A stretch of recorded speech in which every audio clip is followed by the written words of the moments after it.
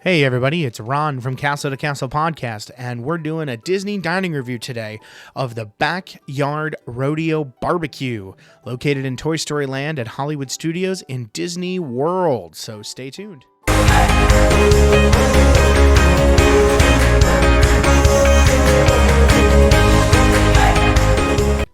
Hey everybody, thanks for joining us today. We are doing a Disney dining review of the Roundup Rodeo BBQ restaurant in Hollywood Studios in Disney World.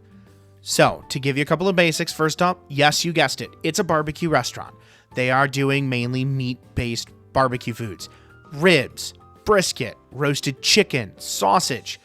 They do have some vegetarian options, though, to substitute. So it isn't all meat, but it is a barbecue-based restaurant. The sides, same thing. They had things like coleslaw, baked beans, corn on the cob, fried pickles, loaded tater tots. So it is sticking to a barbecue theme. Secondly, this is a sit-down table service. This is not a quick service. This is something you need a reservation for, something you'll sit down, take about an hour, hour and a half to eat, have a waiter and waitress. This isn't a tray service, so it's a little bit more of an in-depth dining experience. Lastly, this is themed to Andy's backyard. So the toys are putting on the restaurant, and they are having you come enjoy their restaurant. The walls and everything are decorated like that. But at some times, there is a warning that Andy's coming, and you don't want the toys to be seen moving, so everybody in the restaurant has to freeze. Regulars, Andy is approaching the rodeo. I repeat, Andy is approaching the rodeo. Drop your lassos and assume your positions. In 3, 2, 1. Well, partners, this year train's reached its final destination. Molly, you're gonna bust up the playset. Come on there, little lady. Well done, cowboys. Take care.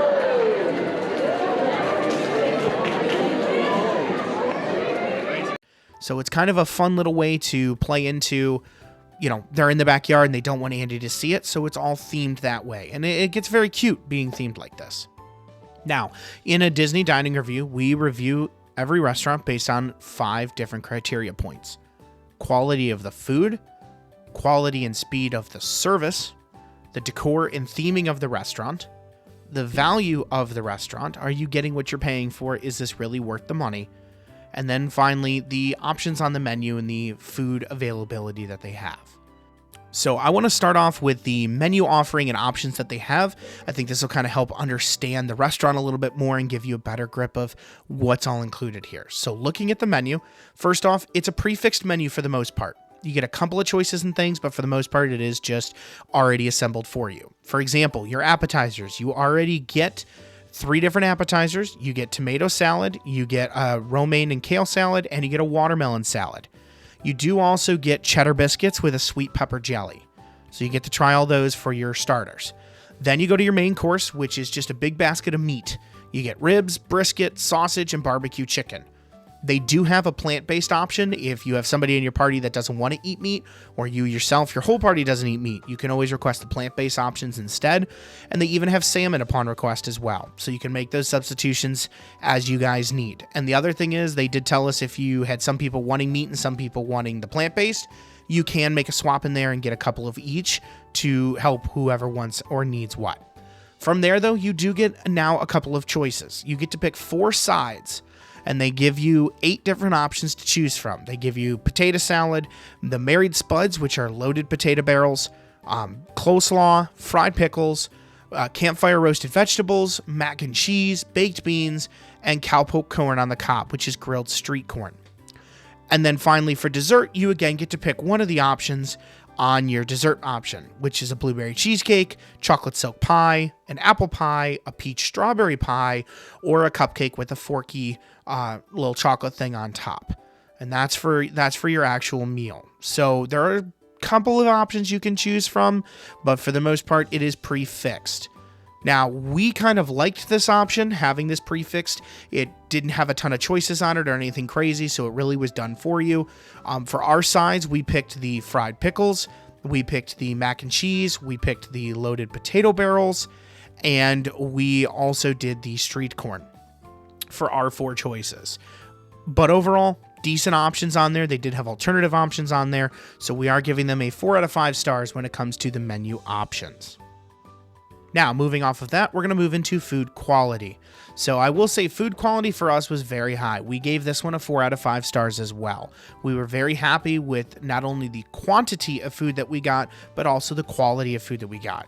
You see the basket of meat had a bunch of in it. It wasn't like you just got 2 ribs because there was 2 of us. They threw a bunch of the different options in there so you could try everything and have plenty of it. And then same thing on the sides. The sides were huge. I honestly think we got a lot of food for 2 people. I was expecting half the amount of food that we got, and it is family style, so you can eat as much as you want. If you wanted more ribs, they brought you more ribs. You wanted more mac and cheese, they brought you another big bowl of mac and cheese. So in any version of this, the food offering and quality was very good, and we gave this a 4 out of 5. Now, after talking about food quality, we need to talk about service and the speed that we got and quality of that. And again, it sounds like we're being repetitive, but we gave that a 4 out of 5 as well. The servers really seemed like they wanted to be there. They were very engaged. You know, howdy partners, how many in our cowboy party today? Let's get you something to quench your thirst. You know, we got to rustle up some grub. We'll get you some dinner here shortly. I mean, they're very in character. They were very live, very happy and entertaining, and it made it fun, you know, made it enjoyable to be there. The decor is great. You look around at all the walls, there's tons of decorations, tons of color, the big statues in the middle of different things that they had. And then they would do these things like I'd say maybe 20 minutes or so, you would flash in with some different small 30-second thing to do. My favorite was the Partysaurus Rex. And now, folks, it's my pleasure to introduce the roughest, toughest rider in the West, to the dino, and give a big roar for the one you've all been waiting for, the one, the only, Partysaurus Rex!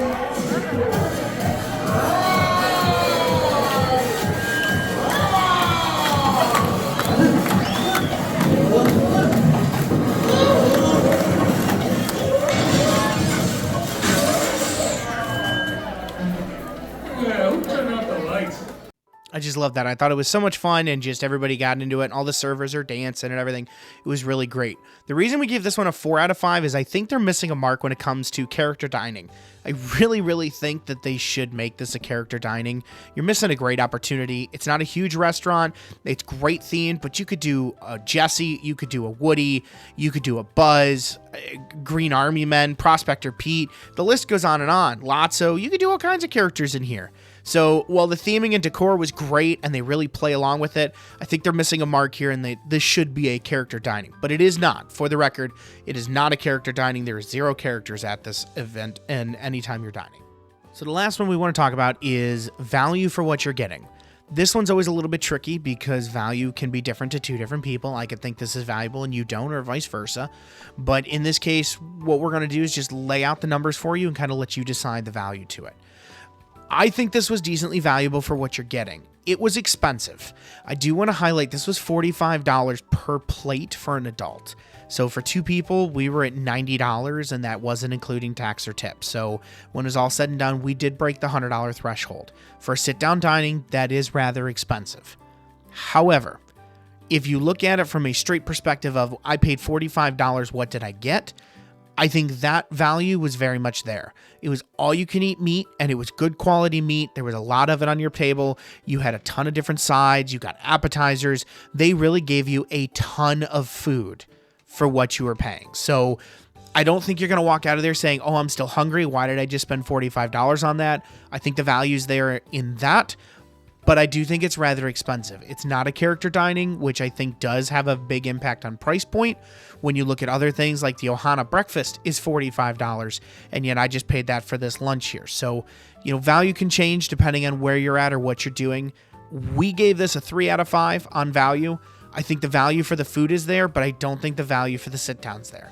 I think this should be more like a $30 price point given what it is, just because, again, you are getting a lot of food, but it is just a barbecue dinner. It's not this over-the-top character dining, once-in-a-lifetime experience. So I gave it a 3 out of 5 because while the value for food's there, I don't necessarily know if the overall value for a family to go to this is worth $45 a head. So before we give you the final score and wrap things up here, just a few side comments for this. One thing that we did notice, which was kind of funny, when you ordered the fried pickles, my wife did order ranch for the fried pickles, and they don't have ranch.